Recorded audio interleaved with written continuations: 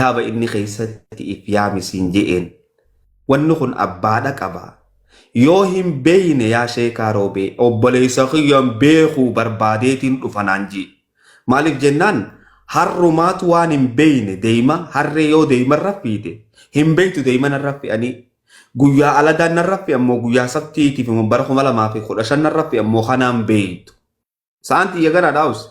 Tanaaf an akka harree irratti deema fi'anii saniin beekuutiti. Ebalu kanaa baasee sin beekuu. Akkanuma narra fi'aniitiin usee deemu jedhe takka ammoo ebaluutu naa baase. Zaman akkanaa keessa naa baase. Kitaaba akkanaa keessaa hin qabanaan je. Yoo ragaan qabaanne ani harree deemarratti fi'anii waa takka hin beeyne kanuma firraa deemtu naan je. Waan nabiin siif hin baasin, waan rabbiin siif hin baasin eeysaa akka fidde.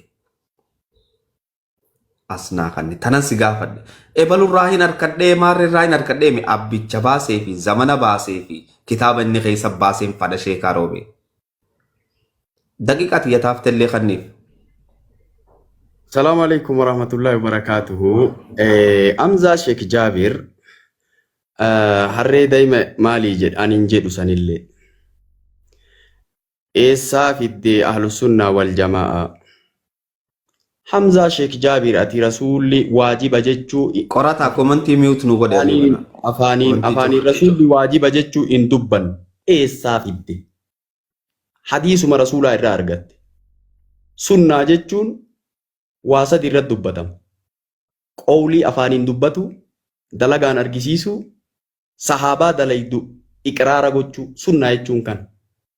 Akkuma ati waajiba jechuu jecha rasuulaa salluu kamaa ra'aytumuni usallii irraa argatte anillee jechuma rasuulaa irraa argatte.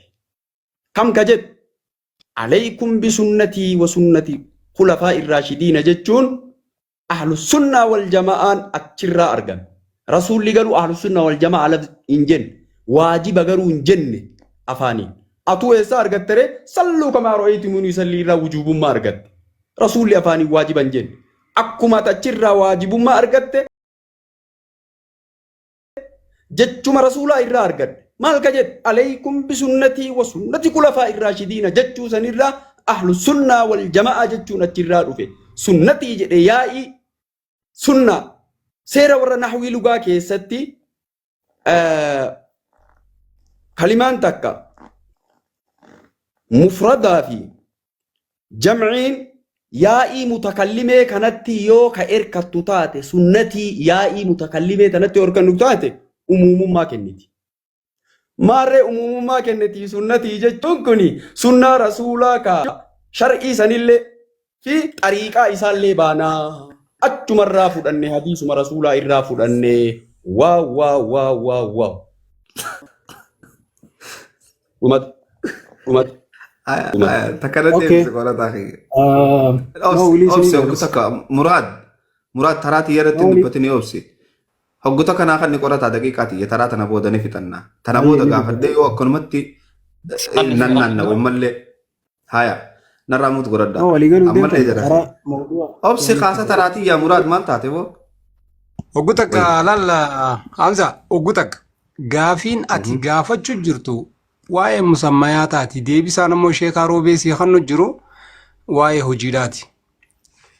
Hoba fi hojii gaafadhee bar laal irraan deebi'aaf ammallee ati immoo musammayaata nuti gaafiin ammaa asirra dhiyaachuu jirtu musammayaata kanarratti malee waa'ee hojiidhaati miti diddaan qabnu waa'ee hojiirraatti garuu musammayaan kuni an hojii hin jenneen bar an hojii hin jenneen waa'ee isaan hojiirratti kan sheekaa roobee hojiirratti kan hojjechaa jiru.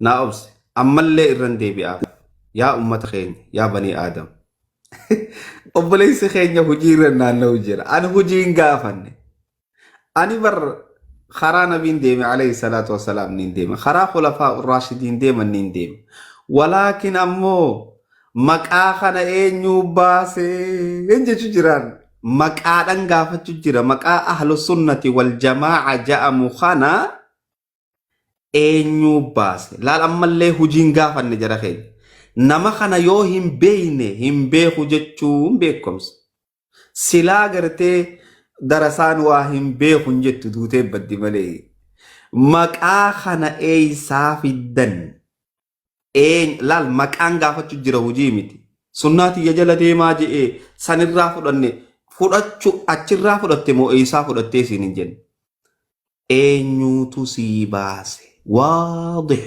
gaafiin tiyya ifa yaa sheekaa roobee Hayyee. miyootiin godhadhu isaa taraan tiyyaatiti hayya jettee naaf fiigini wanni niin si gaafadhe maqaa kana namni baase anamma fakkeenyaaf Hamzaa jechuu Jaabiriin naa baase Jaabir bara kam naa baase bara 1992 baatii takkaffaa guyyaa 7ffaa naa baase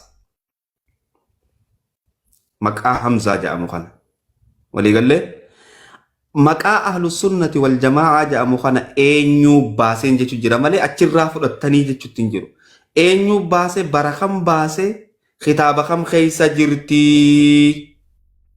yaa obboleessa kiyya ani hojiirraa sin gaafanne maqaa kanarraa hin si gaafadde yoo maqaa kanan beeyne akkumaan siin je'e irra deebi'ee harree deemarratti fi anta waan qabattee deemtun beeynee ji'iitii ragaa ifii bahe sa'aatiin sii dhiisee itti deeman mallee. Hamzaa Sheek Jaabir haasawa gaarii sitti haasayaa ani akka ati jetteen jedhu nama diinirraa waan bareedatu malaa maaliifi jennaan rabbiin quraana keessatti Abii Bakriin keessatti aayata buuse. Gaafii tiyya deebisi sheekaa waan biraa dhiisi. Saatii kiyya ittiin tarin. Sa'aafirraa fixuu deemti. Aayishaa keessatti namni hamatee jennaan Aayishaan akkana dalagde jennaan nafaqaa ufii qallabu Abii Bakri ufii qallabu maal nabiraa hin nyaattu waa'ee Aayishaa dubbattaa nabiraa nyaata waa'ee Aayishaa dubbattaa jee rabbiin aayata buusee